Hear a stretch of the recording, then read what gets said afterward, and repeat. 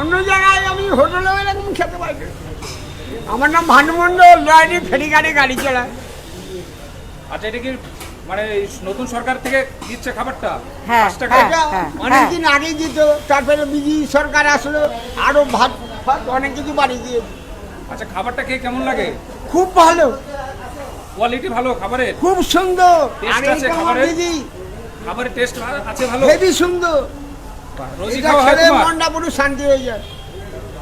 রোজই খাও তুমি এখানে? রোজ, খালি আজকে টিকিটটা কাটতে পারিনি স্যার। তুমি টাকা ছাড়াই খেয়েছো আজকে নাকি? আমি টাকা ছাড়াও পাই, না পেলেও আমাকে এই দিদি দেয়। তো তোমাদের এই যে ভিডিওটা আমার দেখে মা কেমন এটা। লাগলো আজকে তোমাদের কাছে জানতে চাই যে এটা আমার তোমাদের মা। ভিডিওটা দেখে কেমন লাগলো। মানে আমারটাও বলি যে আমার কেমন লাগলো ভিডিওটা দেখে। যে সত্যি কথা, ভিডিওটা দেখে না আমার মানে সত্যি আমার চোখে জল চলে এসেছিল প্রথমে।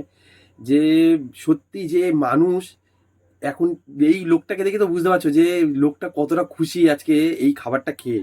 বলো যে হোটেলে খাওয়া তার সামর্থ্য নেই, কিন্তু সে এখন আগেও খেয়েছে, সে বলেছে, কিন্তু এখনো সে এখন আরো ভালোভাবে খেতে পাচ্ছে। বলো এর থেকে ভালো আর কিছু কি হয়?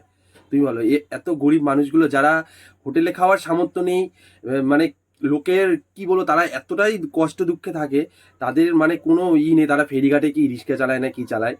তো দেখো তারা কি আনন্দ সহকারে খাচ্ছে, আর তারা বলছে আরো ভালো হয়েছে আগের থেকে। তো ভিডিওটা তোমাদের কেমন লাগলো বলো। তা আমি তো ভিডিওটা সামনে আসার সাথে সাথেই তোমাদের সামনে নিয়ে আসবো বলে চলে আসলাম। তো ভিডিওটা দেখে তোমাদের কেমন লাগলো সেটা একটু কমেন্ট বক্সে জানিও। যে পরিবর্তনটা কি আমাদের কি ভালো হলো কি খারাপ হলো সেটা তোমাদের কাছে জানতে চাই।